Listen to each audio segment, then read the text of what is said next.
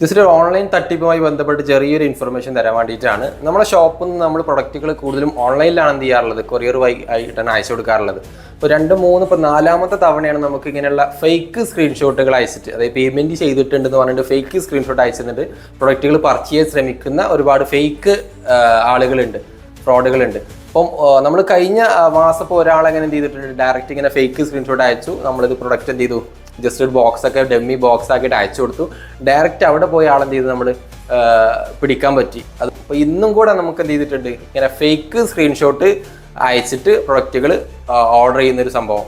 അപ്പോൾ അത് പെട്ടെന്ന് നോക്കുമ്പോൾ നമുക്കിപ്പോൾ ഇതിൻ്റെ ആപ്ലിക്കേഷൻസ് ഉണ്ട്, ഫേക്ക് സ്ക്രീൻഷോട്ട്, അതായത് ഗൂഗിൾ പേയിൽ ചെയ്തു, ഫോൺ പേയിൽ ചെയ്തു എന്നൊക്കെ പറഞ്ഞിട്ട് ഫേക്ക് സ്ക്രീൻഷോട്ട് ജനറേറ്റ് ചെയ്യാൻ പറ്റും. അതേപോലെ ടെലഗ്രാമിൽ ബോട്ട് ഉണ്ട്.